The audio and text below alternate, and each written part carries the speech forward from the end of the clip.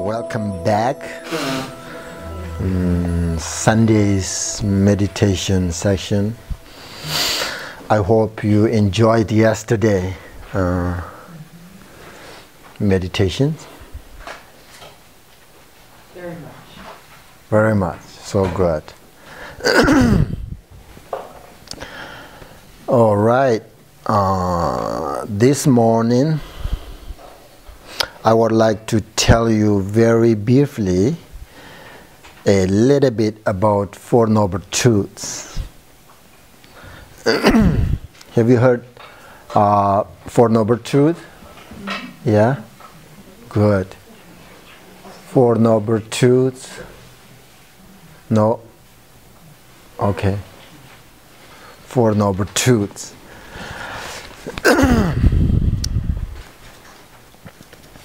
So Four Noble Truths are the first teaching of Buddha, Shakyamuni Buddha.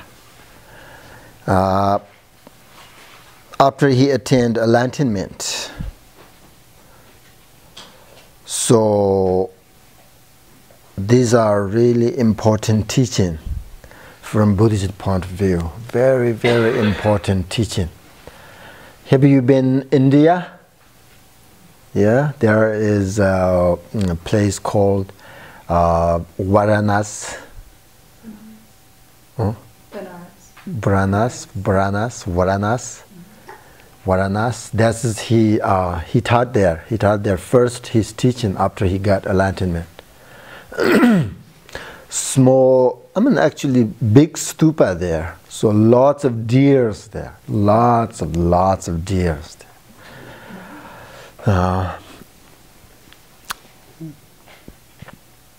So that's very common, these teachings, very common. Because I think very important teaching. But Four Noble Truths, most people think that the cause of all their problems are from other people or other things, right? But Buddha said that most problems comes from the self. Comes from the self. That's why he teaches about the Four Noble Truths. Make sure, understand what is suffering, where it comes from the sufferings, how we diminish sufferings. So Four Noble Truths are like about that, So the Four Noble Truths are the first Noble Truth of suffering. Truth of suffering. The first Noble Truth is the truth of suffering.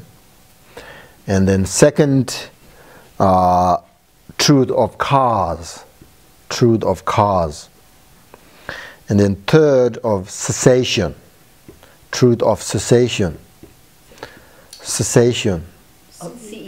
C-S-S-S-A-T-I-O-N. Cessation. I know that. Okay. And then fourth, the truth of path. Path. Four Noble Truths. It's actually very detailed, but today we'll just, little bit and easy one. So the first two Noble Truths, the truth of suffering and the cause of suffering. These are about characteristic and cause of samsara. You know samsara. When I say samsara, you know, right? Okay. No? This world, universe. How you say in English, samsara? Cycle of existence, right? Cyclic existence. So the first two Noble Truths, cause of suffering and the truth of suffering. These are the characteristic and cause of samsara. And then third and fourth noble truths are characteristic and cause of liberation, nirvana, liberation. So, four noble truths actually talking about samsara and nirvana. Samsara and nirvana, all we call like two truths, the relative truth and ultimate truth. So everything include samsara and nirvana, or relative truth and ultimate truth. Everything include. So these four noble truths talking about everything. Relative truth, of course, everything appears, existence, all these things, right? Relatively true, because we use and we enjoy, we are sometimes suffering, happy, like this is a relative truth. And then also Buddha said, there is not only one relative truth, there is another truth, that which is the ordinary people don't realize, don't understand, which is the ultimate truth. So true truths or samsara and nirvana. So these four noble truths talking about that, characteristics and cause of samsara and nirvana, or liberation, or enlightenment. So important.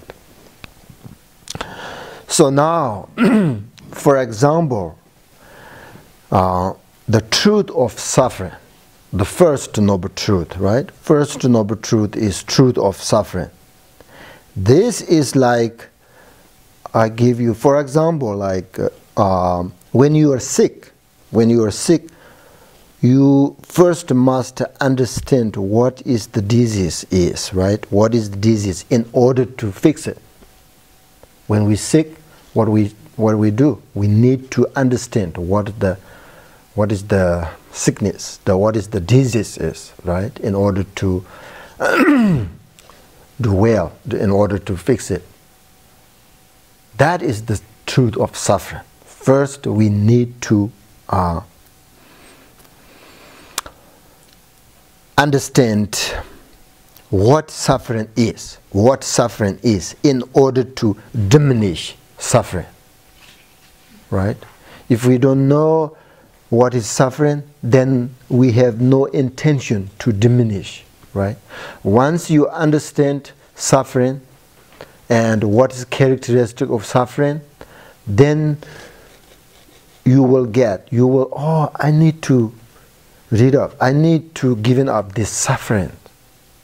So that's why he said, very important to understand what is suffering. What is suffering? And what is characteristic of samsara? And then the second noble truth is the cause of suffering. Cause of suffering. This is like after you know what the disease is, and then you need to understand what the cause of, right? Cause of the disease are.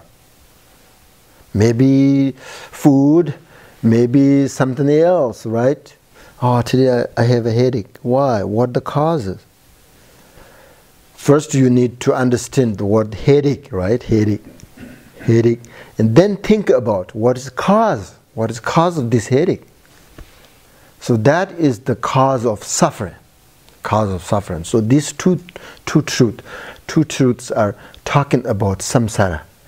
Well, in samsara, sometimes we are happy, sometimes we are suffering, right?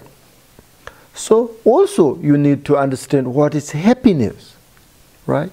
And what is causes of happiness. So understand that, Happiness and some suffering are opposite, right? Also they are interdependent each other. If there is no suffering, you can't find happiness. You don't understand happiness at all. If you don't know what is suffering, right? You can't understand happiness. For instance, if you never whole your life, never eat salt, you don't know what is the taste of salt. right? Because you are never experienced, you never have it.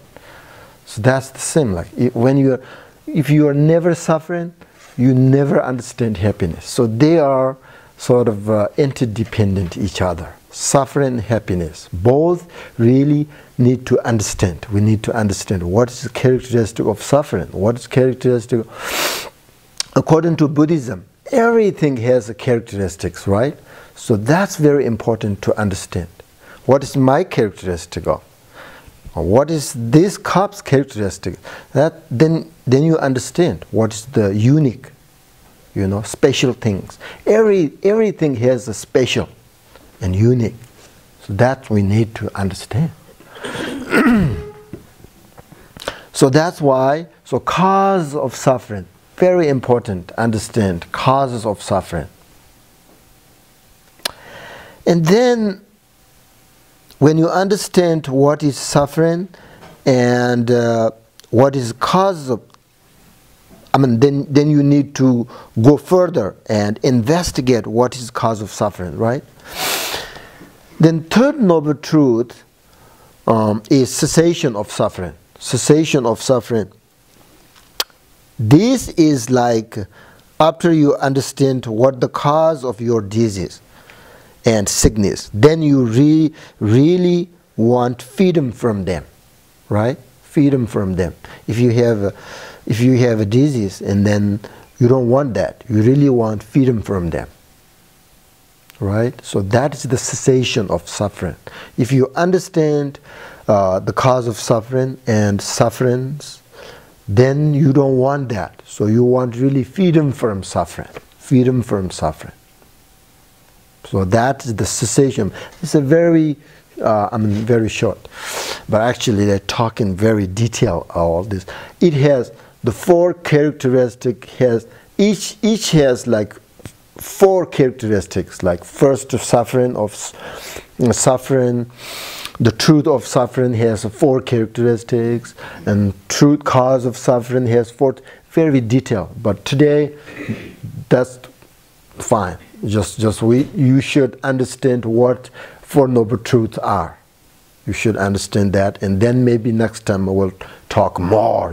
Each Noble Truths we should talk more. But today you should really understand what Four Noble Truths are. Doesn't matter who you are, Buddhist or non-Buddhist. These are very common. This is actually everybody need to understand. You need to understand suffering and cause of suffering, freedom from suffering. All these doesn't matter Buddhism or not. We need to understand that. So today you should write down what the Four Noble Truths are. And and then the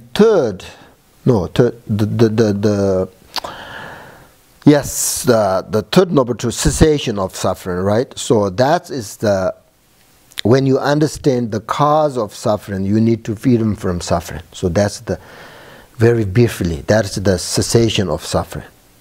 And then finally, in order to get well, you need to take the right medication.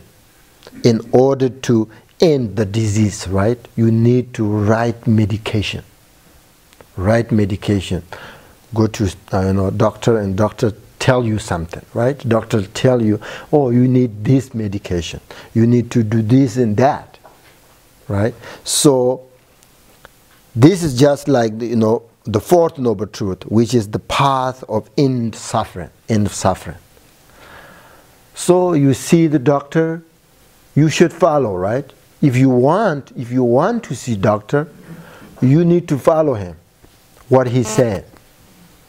Otherwise, you cannot fix your disease. You cannot feed him from your disease. So that is the path. I mentioned yesterday, remember, Buddha says, I show you the method that led to the liberation.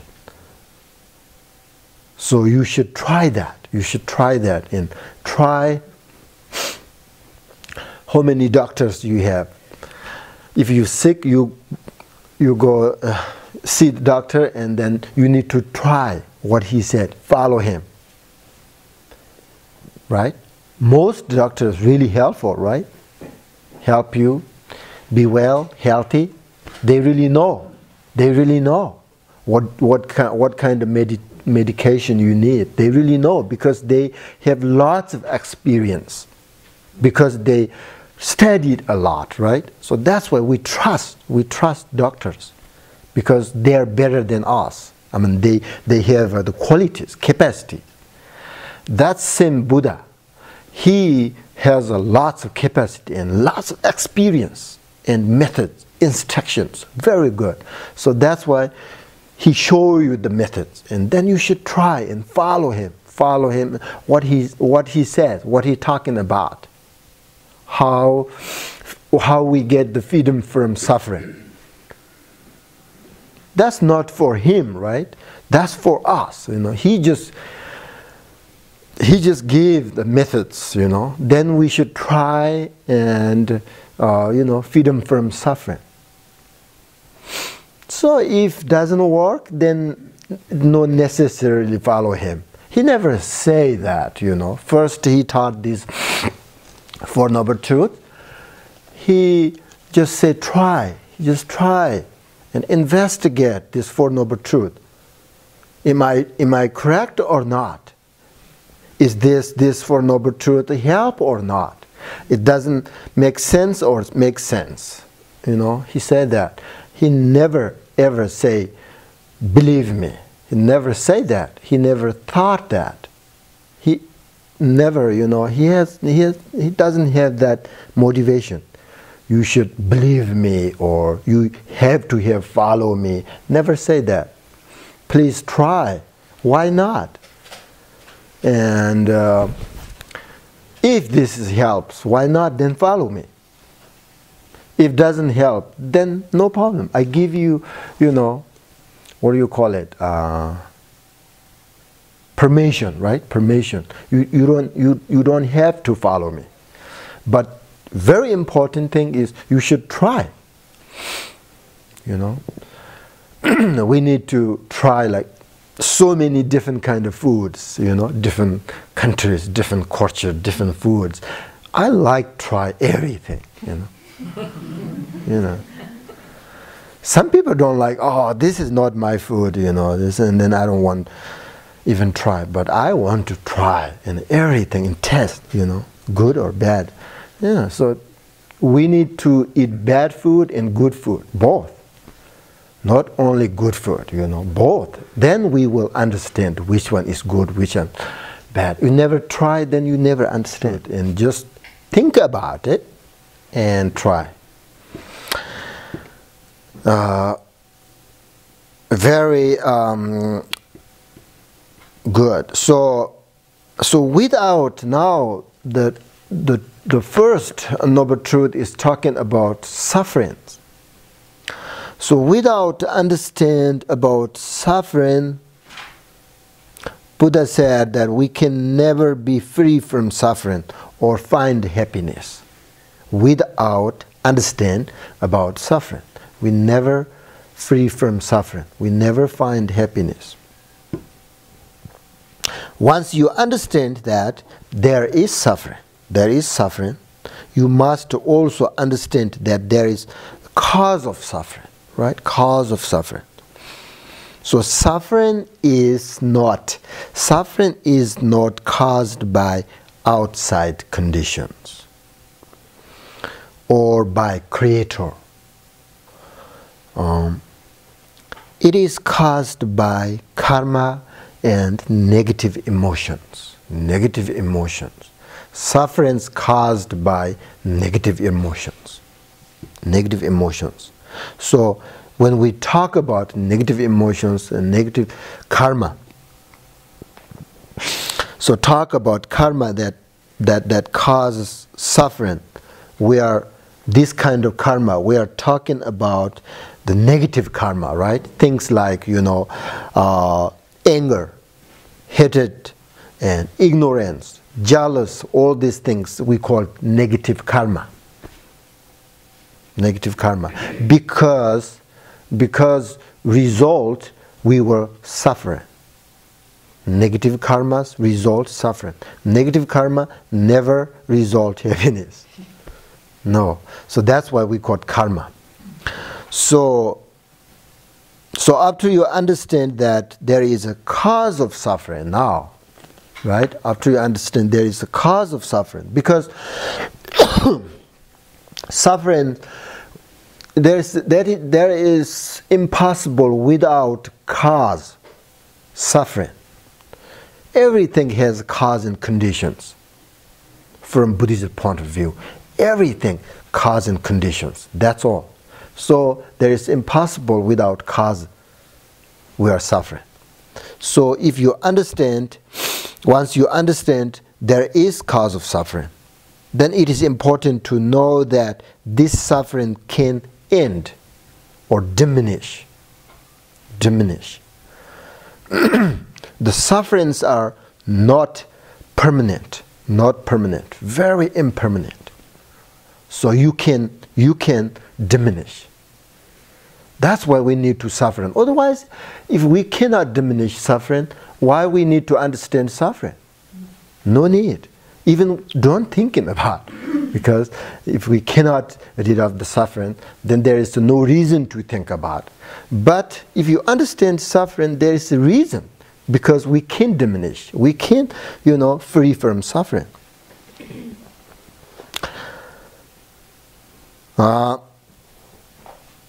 But I usually say, if you don't practice and you are not Dharma practitioner, then it is better don't thinking about suffering. Right? Because it can be like a torturing yourself. Always thinking about suffering. If you are not Dharma practitioner, then better not thinking about suffering. Thinking about good things, because you don't have a solution. You don't have a solution, or you don't have antidote to the problems, to sufferings. If you are not practitioner, you have no solution, no antidote. If you have no antidote, then you cannot diminish your suffering, right? Because you are just thinking suffering. That's kind of make you very unhappy, and worse, because you have no antidote, no solution. That's why, many people do not want thinking about suffering, do not want talking about suffering. Right? Very, that makes sense, that makes sense. But if you are practice, if you practice and you know about teachings, about dharmas, and you are meditator, you practice and you understand about teachings, then thinking about suffering can become extremely beneficial. Very, very beneficial. Because you can overcome all your problems. Right? All your problems. That's why Buddha talking about suffering, right? Because he has an antidote, solution. And because that's why he's talking about suffering and cause of suffering. And then actually these are samsara, right? Suffering and suffering of cause of suffering is samsara, characteristic of samsara. And then the solution, the antidotes are cessation of suffering and truth or path. These two are actually opposite: suffering, truth of suffering, and cause of suffering, because they are antidote for the first noble truths. The third and fourth noble truths are antidote, for the first two noble truths. He didn't say, think about suffering and cause of suffering, that's all. He didn't say that. So what now? Now I understand suffering and cause of suffering. What should I do? Now you need to antidote, practice cessation and path, liberation. So those are opposite suffering and cause of suffering, because those are the happiness. Actually, cessation and truth or path are cause of happiness and happiness. So he's talking about both suffering and happiness include these Four Noble Truths. So think about suffering and understand about suffering. It helps you really, you want more practice and diminish them, because you have solution, you have antidote, you have, you understand how to diminish suffering. Then really you want freedom from them. So if you practice, I'm sure you will, and you are. So your practice and about whatever what spiritual you follow, doesn't matter, Buddhism or other religion, doesn't matter. You practice, right? You practice some kind of religion. So you are a practitioner, right? So when I say Dharma practitioner, which means a person who is able to handle all kind of circumstances. That is different between just ordinary people and practitioners. What is the difference between practitioners and ordinary people? They're different, right? Different. What is different? So if you are practitioners, you can handle all circumstances, both good and bad,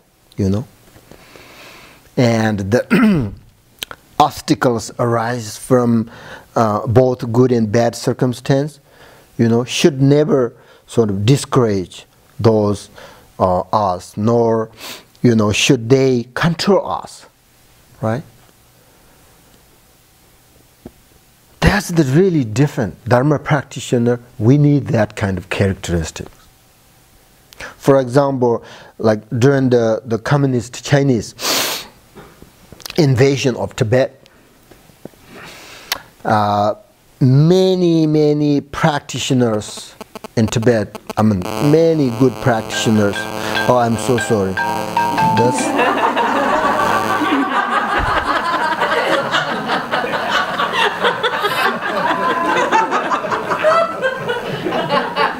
Did I say communist Chinese?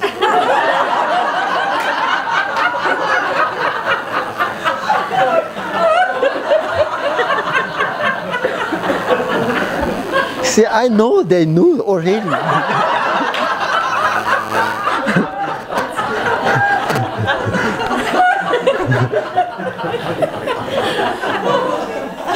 That's why I don't like politicals.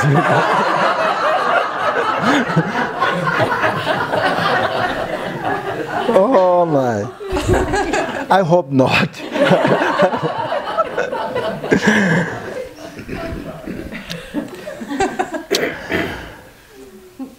Amazing, one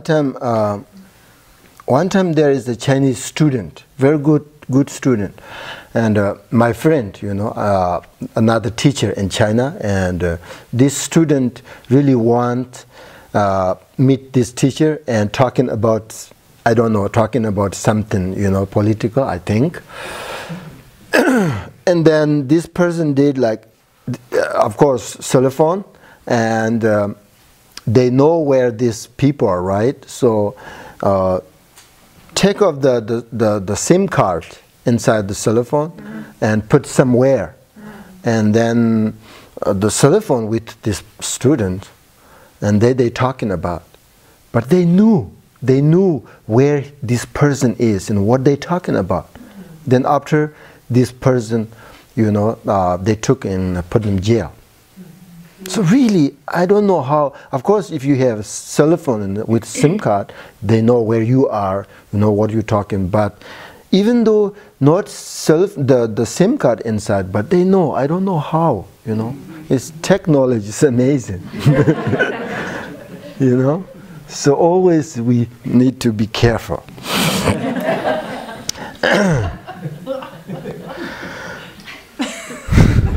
Should I continue about this?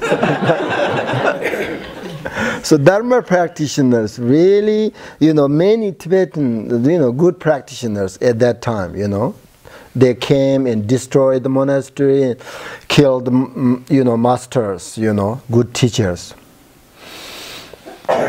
And many practitioners were tortured, and many of them sort of used these so difficult situations.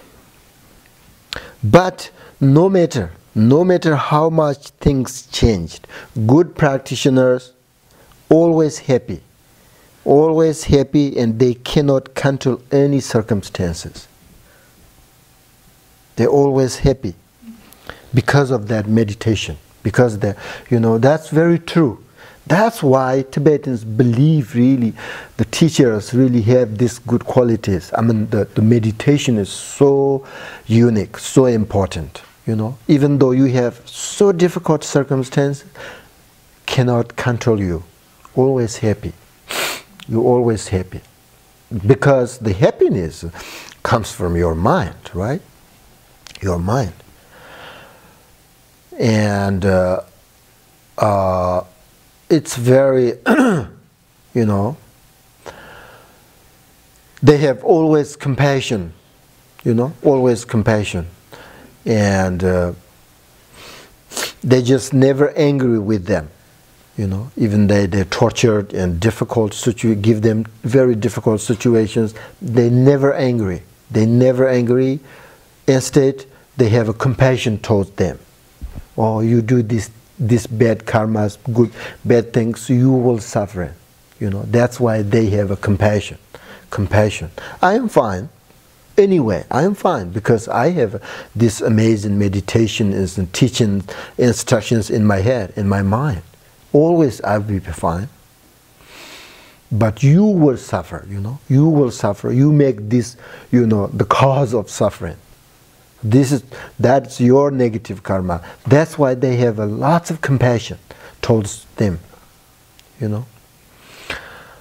Dharma practitioners, things like, when you kill the chickens, and then of course they have compassion with chicken because chicken is suffering, but more compassion who killed the chickens, because they were suffering, So that's why, Dharma practice, if you are Dharma practitioners, you should understand this kind of things, and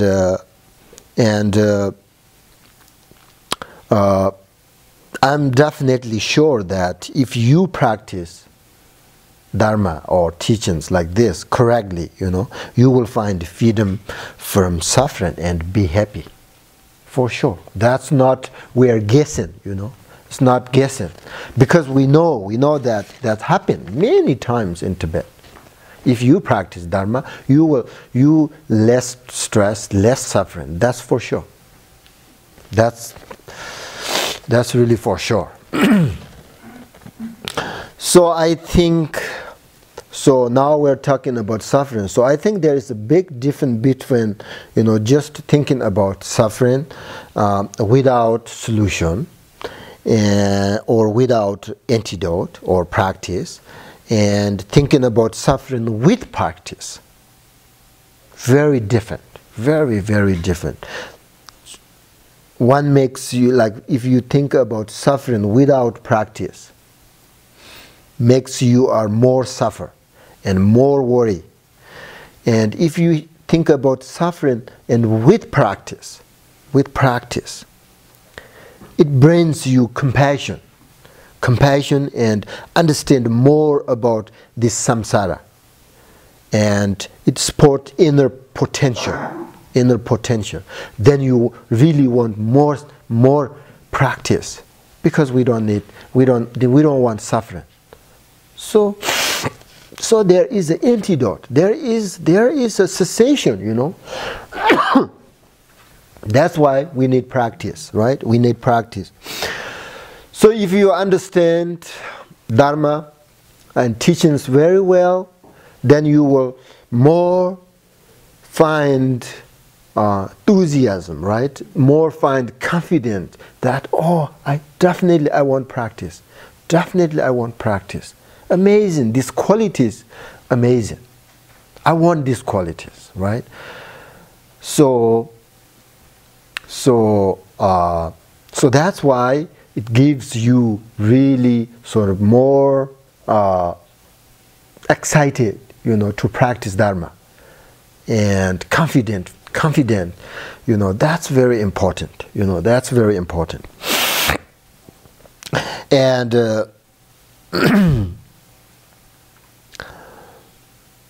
so that's why I think it is very important to think about suffering and understand the cause of suffering, because suffering is actually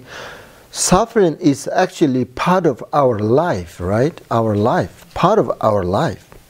Suffering and happiness, part of our life. So that's why we cannot escape it, because part of our life. We need to understand. We need to understand and try to diminish, So if you want to practice about compassion, then you have to think about suffering, right? So that is kind of one method. Compassion is not automatically calm. We need to practice. So if you want to practice compassion, then you need to think about suffering. So there are two methods, right? Two methods practice about compassion. Two methods. One is thinking about everybody is equal. Very important. Everybody is equal. Don't want suffering, want happiness. Everybody same. And that is one method. And then the second method is think about suffering. Think about suffering.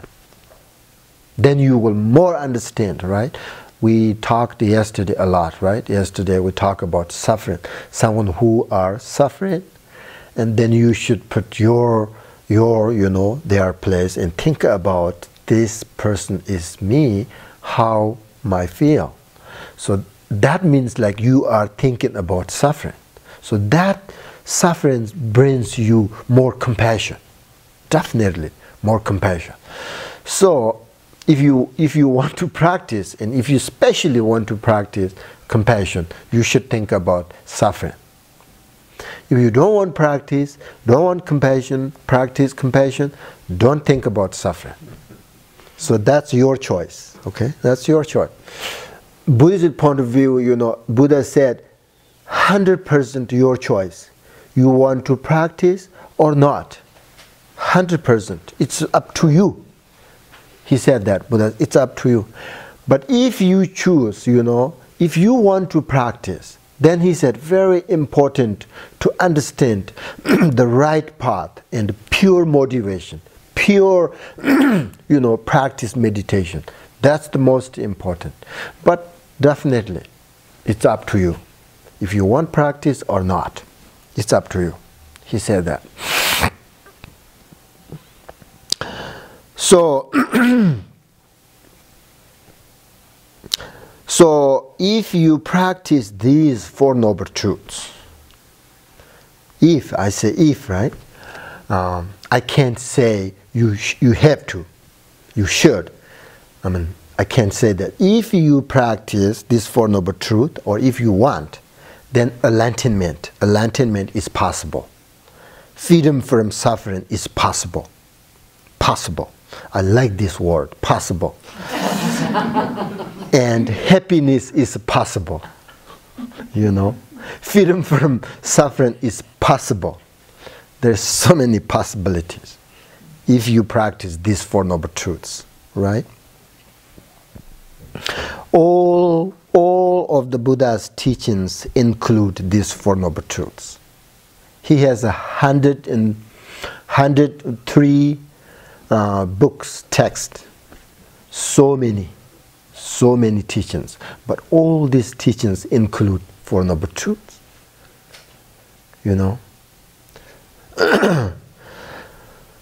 So, and these are very profound and beneficial teaching to many people. You cannot imagine all over the world. This is the most important. First, if you are interested about Buddhism, you have to understand Four Noble Truths, because this is the essence of his teaching. So many millions of people try to understand and practice Four Noble Truths. These teachings are very beneficial, very helpful. So many people all over the world. So that's why I'm so happy, to talk about this Four Noble Truth. I mean, this fit my mind. It makes sense for me. I don't know for you. I never say that Buddhism is the best. What do you call it? Spiritual. Spiritual path. I never say that. I cannot say that. If I say that, that's not true. Right? Definitely not true. There are so many good spiritual paths, so many religions, very good religions, But if you ask me, which one is the best for you, then I say, definitely Buddhism is best for me. Because when I study, when I meditate, study all this, Four Noble Truth and philosophies, and makes sense for me. There are so many good reasons, logic, so many. I like that. But that doesn't mean, best for you, right? That's why I say you should try. Maybe best for you, maybe not. But I already tried, so I understand best for me, So you should try, and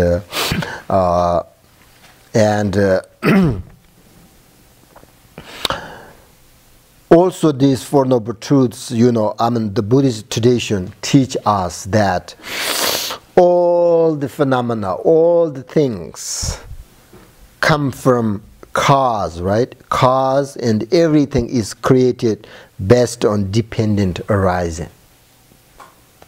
That's the unique. I think that's unique about Buddhism. According to Buddhism, it is so important to know that there is no creator in Buddhism. No creator or without cause condition. Everything has a cause and condition. That is kind of creator, right? Everything is dependent arising cause and conditions. No, without cause and condition, nothing happens.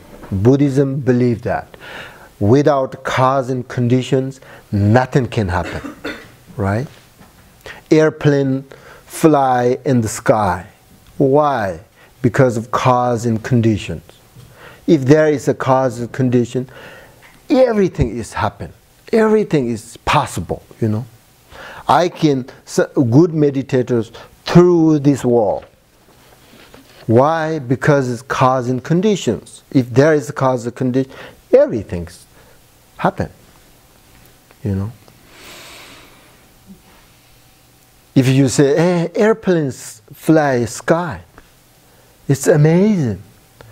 But if you think of, if Buddhist point of view, that's not amazing, because there are cause and conditions, and then people know that how to do it, then we can.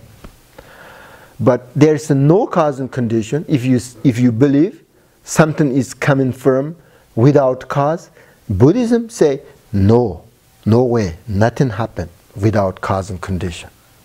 Okay? So that, according to Buddhism, so they believe, so we create the cause and condition by our action, and we experience their results, right? So we are responsible for our own experience and our karma. I'm not actually the responsible, your karma, right? But I really responsible my karma and my actions, how I take care of myself, right? That's my responsibility. So every individual has, responsibility on their experience, good experience, bad experience, all this you have. You need to, that's why Buddha said it depends yourself. If you want to freedom from suffering, it depends yourself. If you want to happiness, depends yourself. I cannot counter you. No, I cannot. So that's why think about everything is possible if there is a cause and conditions.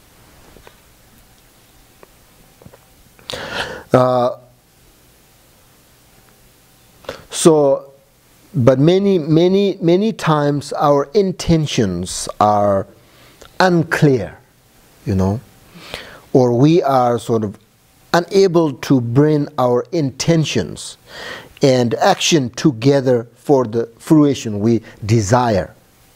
So the most our intention and action come from ignorance, right? Ignorance.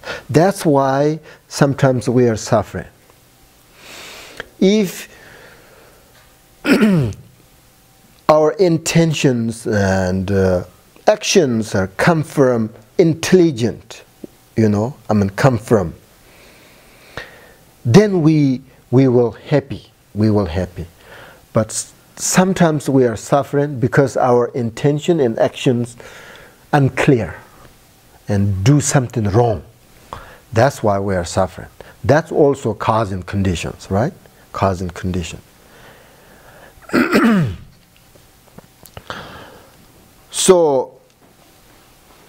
So that's very important to understand the cause and conditions, or cause and effect, cause and karmas. Very strong, very important. Everything depends on cause and karmas, So that's no matter you believe or not, it's happening.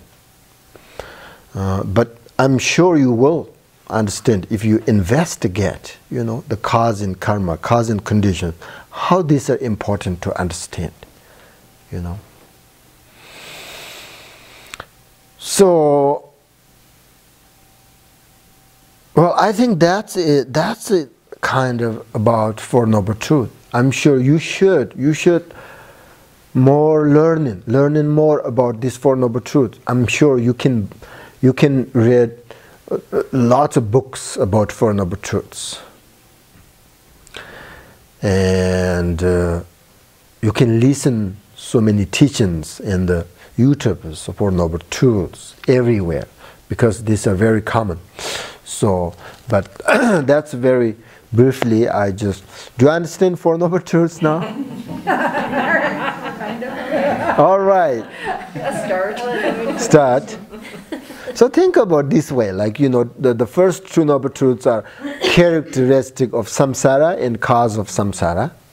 And the second, third and fourth Noble Truth, the characteristics and cause of happiness, the liberation, right? Liberation or enlightenment, cause and character. So that's I think very easy to understand, right? Easy to understand. So sometimes Buddha talking about just only two truths. So that's also similar, everything includes two truths. His teachings are actually very amazing. It's very deep, it's very vast, profound, but kind of very easy, If you really go deep, it's very detailed, But if you just, like we say, two truths, it's easy to understand. It's kind of unique. It's very nice. I think it's very nice teaching. It seems like you talk a lot about the first three, but maybe not as much about the path. Path? The path included in the first three. Right, path.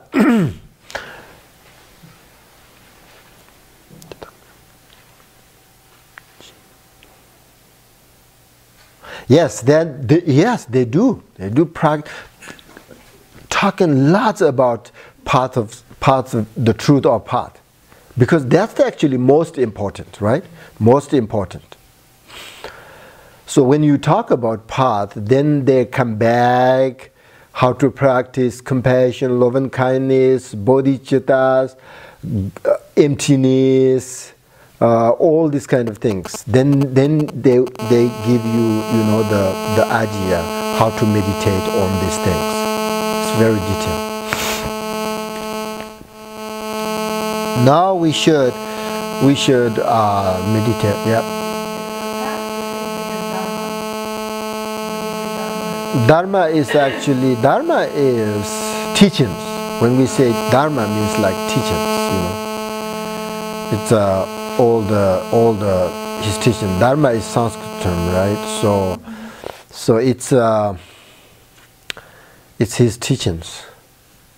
But you can say they're also path. Okay.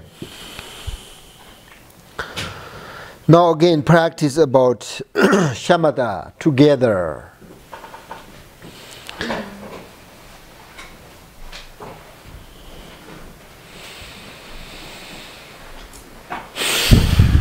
Shamata meditation is sometimes called rest-in meditation, right? Sometimes we call it rest-in meditation or sit-in meditation. Yeah, sit-in meditation. Meditation is very easy, right? Usually, you just sit down, shut up. That is like meditation. Just sit down. And then quiet, quiet. Not make noise, Sit down and relax, Sit down and relax. Sit down and relax. Sit down and relax. Relax. Peace, peace, peace.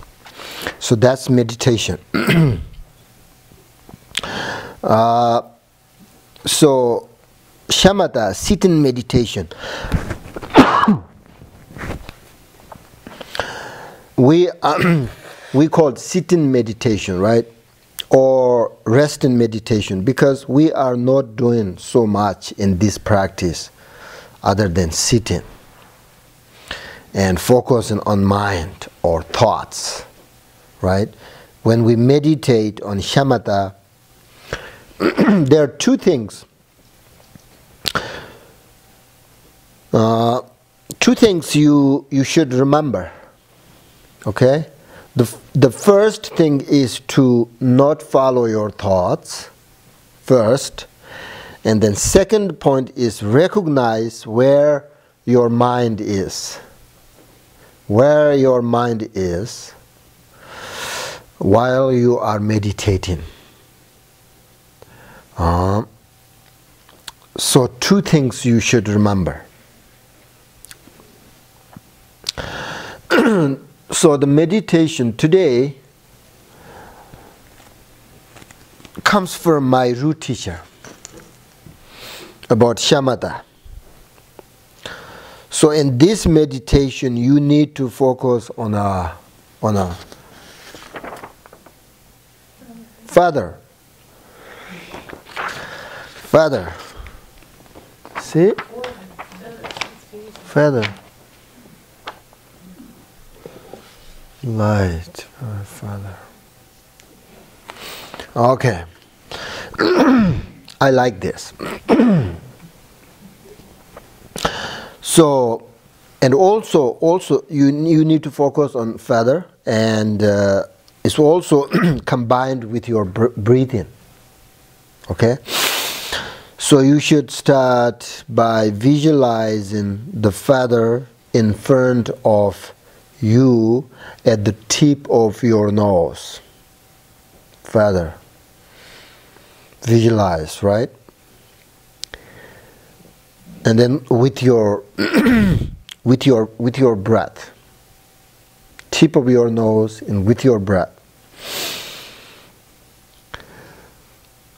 As you naturally breathe out, okay? First we should start breathe out, because you are visualizing the feather tip of your nose. So feather is here. So you when you breathe out, visualize feather moving away like this, moving away from you, and like moving away slowly, right? Breathe out. So kind of your breath push this father. Not push, how you say? Pushes. Pushes? Blow. Blow, yes. Father away. And this father getting bigger and bigger and bigger and bigger like that. It's bigger and bigger, bigger, and expanding into the distance, distant, bigger and bigger. So eventually the father is like so big, like a sky, everywhere. Right? And then before you breathe in, remember yesterday, pause, right? Pause, getting bigger and bigger, bigger, and pause. And rest. Rest for just a second. Focus on the Father. As you breathe, inhale, yes. Visualize the Father coming back towards you, and it also getting smaller and smaller, right? Come back to, tip of your nose again here, small, small, small. This is very easy, right? I think you all understand about computer. So when we can... Are you from America? Well, it's very easy, I got this Father and the Google, and then it's very small one, the small picture, and then I make this bigger. Use the computer. Up here we get feathers from birds. Yeah. So easy to get bigger and smaller, right? That's easy to visualize because we have lots of experience that with computers. So again, once you have complete your breath and pause for a second and focus on the Father that is on your nose, right? Breathe out and pause and bring back and pause, like do that many times, okay? Many times. My root teacher, comes from my root teacher. So he did that when I think he was young, very young. And he meditate a lot, meditate on the Shamata.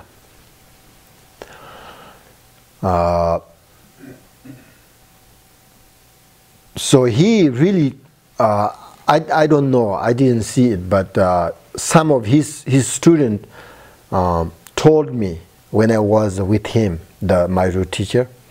And when he was young and he practiced with the Father, Shamata, and he really, the peacock, not peacock, what do you call it? The peace birds, what is his name? Dove. Huh? Dove. Dolphin? Dove. D-O-V-E. Dove. Dove. Pigeon. Pigeon. Dove.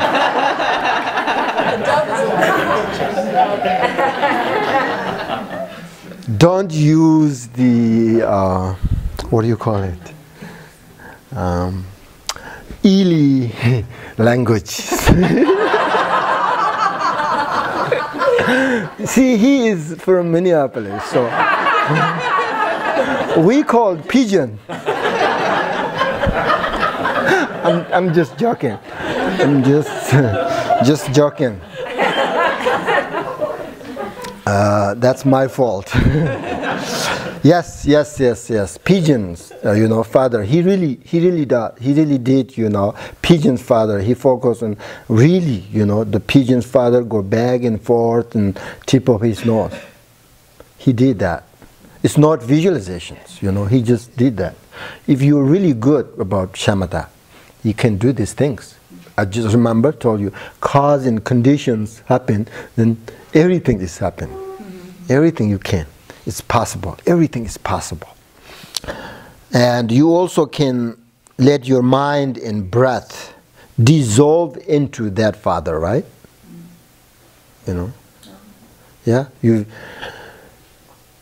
visualize the Father, moving from your nose and getting bigger and pause, and then you can dissolve your mind and breath, dissolve into the Father. And then when you're ready to, breathe in, and then bring back, right? And then pause and dissolve your mind and breath into the Father. And then just relax in that space as much as you can. And when your mind becomes distracted with thoughts, then you can start again, right? And put your mind on the breath and focus on the Father. So do this kind of many times, Understand? Okay. Yeah, this is not difficult. 10, 7. Good. Okay.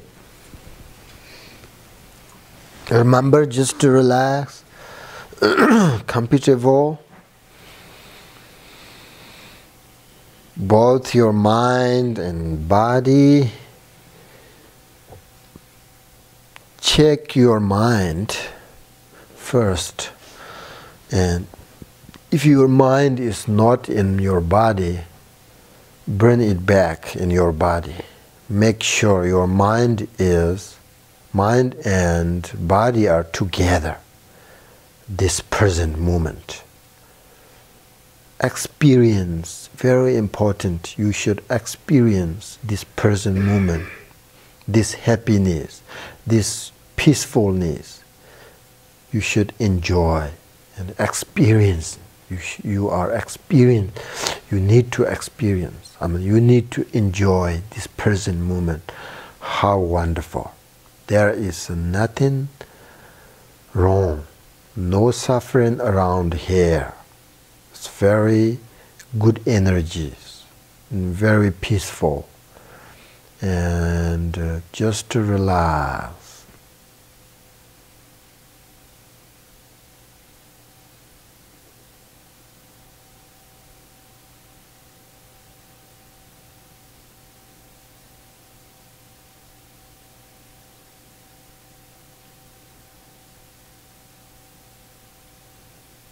Once you establish this,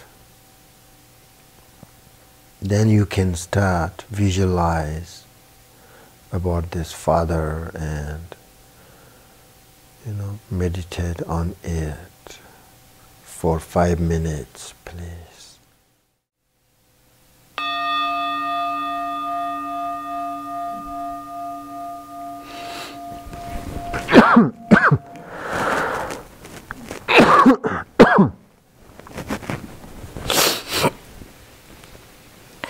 Very nice. I can tell many of you better than today, better than yesterday. Today is better than yesterday. Actually, morning, right? Morning is very nice time. Is it true? Yes. Yeah, that's Buddha said that morning is good for meditate. Mind very fresh.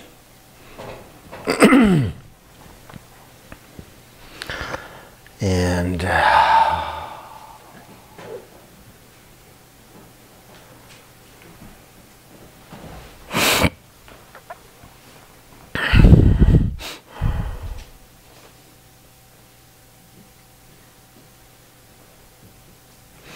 any questions about meditation? Yeah. Because of my heart situation, I can't sustain breath. I cannot hold my breath. But I wear oxygen at home. I would think I should try it wearing my oxygen. Do you think that would be appropriate? Well, I think you should try whatever best for your heart, you know. But I should just still keep trying this, because as time goes by, perhaps. Right. I think, yeah, peaceful. You should try how to practice practice peace, you know. That's very important for us. Very important. All the time, our mind, you should, you know, try to let go everything, your thoughts, and, you know, let go and be peace, you know. Make sure the peacefulness is in your mind all the time. So that's what we need. We're looking for peacefulness. And then if you have a peace, you know, peaceful mind, then whatever you want, you can, you know. If your mind is very, what do you call it? Busy, you know, busy mind, then it's difficult to think about the practice, meditations, difficult thinking other things. But once your mind peace, then you have a room, you know, you have a freedom, whatever you want to think, then you can, you know, you can. So first try, you know, the meditation, Shamata, we call it calm or abiding meditation. So this makes your mind very peace, you know. You will bring peacefulness in your mind, and then you can think, you know. Once your mind relaxes, then if you want to think something, you should. Usually we do like, you know, first relax our mind. What we have so many different kind of meditations. For instance, like development stages, right? Practice development stages. Practice, what do you call it? I mean, like, for instance, if you want to visualize the deities or something, in order to practice this, first you should really relax your mind. And then you should start the visualizations, because your mind is already, you know, relaxed, and there is no busy, you know. Then you have a room, you have a freedom to think about visualizations and whatever. So that's why I think you should try all the time how to calm and relax. That's you need. But you just, you know, whatever comfortable with your heart. It's not necessarily pause, you know, and if that's uncomfortable, so that's just fine. So you should, it depends your heart, you know. Make sense? Yes. Okay, good. Thank you. Yeah. Go ahead. What is the goal of the visualization of the deities?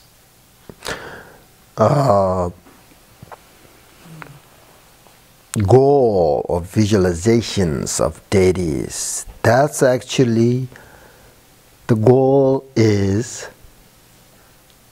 you want to control your mind. The goal is you really need to understand about your mind. So I just told you, right, yesterday. So Buddhism is actually about our mind, talking about our mind. Whatever you practice, you know, deities and Shamata and Vipassana or great perfection or Mahamudra or all these kind of things. Thousands meditations in Buddhism. All these are actually talking about our minds. The goal is diminish negative emotions and recognize the nature of mind. That's the goal. Once you understand nature of not only mind, nature of everything. So that's the goal. So what is the nature of this house, you know? We see these things very nice, very beautiful. So there are two natures, right? Relative nature and ultimate nature. So we need to understand the nature of things, nature of our minds, nature of all the phenomena. So that's our goal. So actually talking about our minds.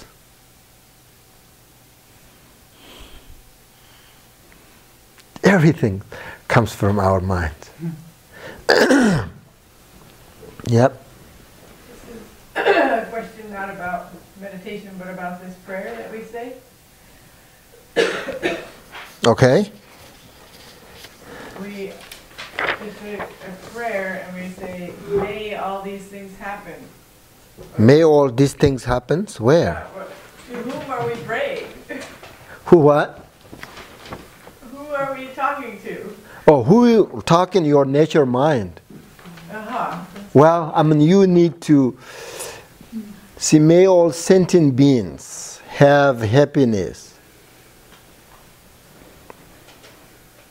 Cause of happiness, right? So this is talking about compassion.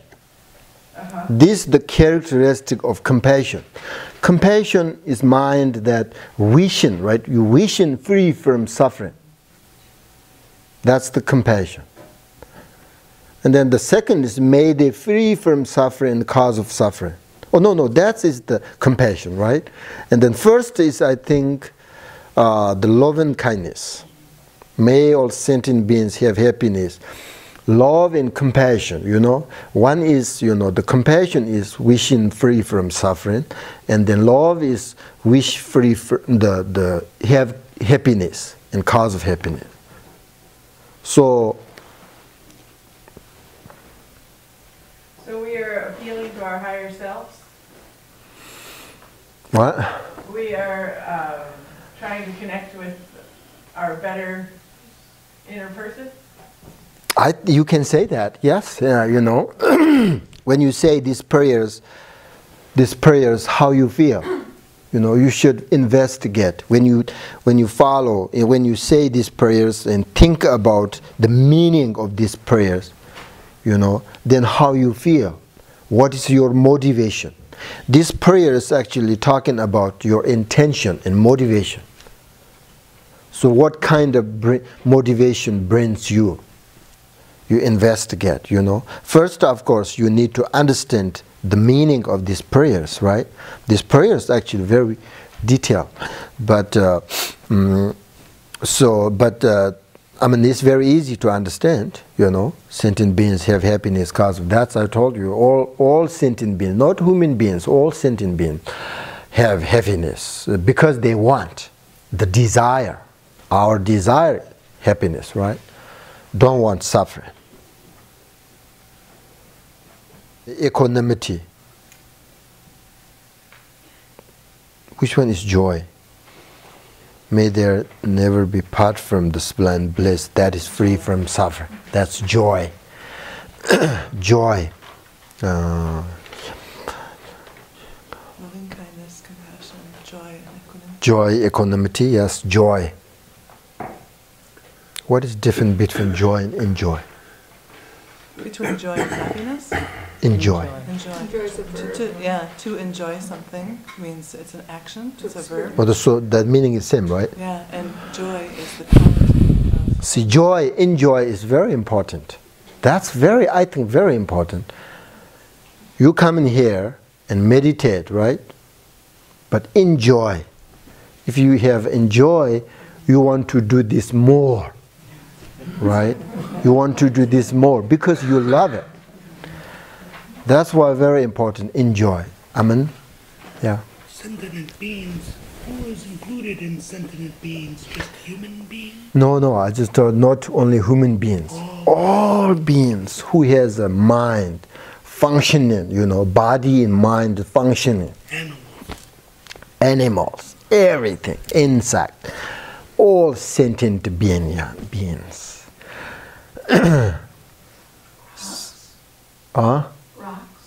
Rocks? Stones? Stones, if they have a consciousness, yes.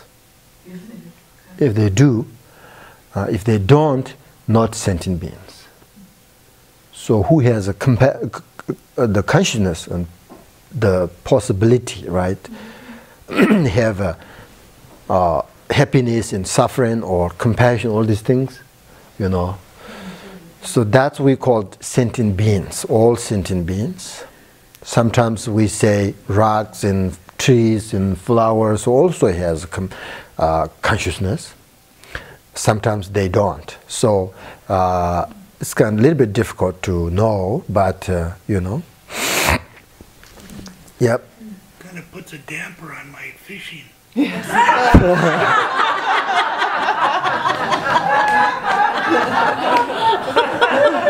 You have a very unique the sound, you know, the voice, you know. Here, like I can sometimes I can't hear you, but over there they can hear you. That is the Buddha, like, you know, Buddha when he taught at the Buddha's time there is no the machines, right? No speaker, yeah, microphones, but his voice is amazing. You know, so thousands of people here behind, they can hear him. So your voice, like, you know, they can hear you. That's a good one. We also know about fishing. Yeah. Yeah. So yeah. Make sure. Yes, that's good. Good. This I like this for. This prayer is really nice. So happiness, compassion, love and kindness, joy and equanimity. Equanimity. This is not Buddhist. This is not only Buddhism, right? Christianity, and all they talking about this. Yeah. Definitely, we are same. What is the different? What is different? This Christianity, Christian. Sense of creator, of God. Well, there are many different kind of Christians, you know. Good Christian and not good Christian. Two things. Good Buddhist, not good Buddhist. Two things, right? Good Christians, I don't know they believe creator God or not. They do. That's the basis of the religion. Well, I can tell. You know, That's fair. in India, Mahatma Gandhi, Yeah. Yes. everybody knows him. Great person. Very nice person. And someone asked him, what do you think the Christianity? Christians. He said, I don't know. He said, I don't know. I never met him. I never met who? Jesus? No, person who follow the Christian. How is Christian. Christian? I never met Christian. What do you mean that? What do you understand that? That means he never met good Christian. He said, of course he met many Christians. I mean, you know, but people ask him, what about Christian? And he said, I don't know. I never met. Good Christian and good Buddhist, I think they are same. I don't think they are, I don't know, maybe a little bit different. I don't know. I follow him. I never met. So we all really, doesn't matter, you know, we all really talking about these things: compassion, love and kindness, joy and equanimity. So if you practice this, then who cares? What is your religion? Who cares? You know, if you practice these things, make your life is beautiful, wonderful, then who cares? You know. We should try one more, the practice. Oh, it's 10:30 already. 10:30 is break time. Okay. 5 more minutes. You want one more? Sure.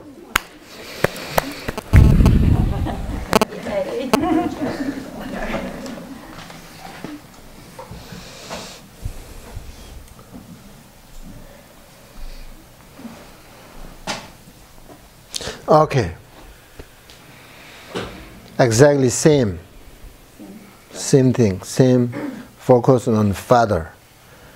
5 minutes.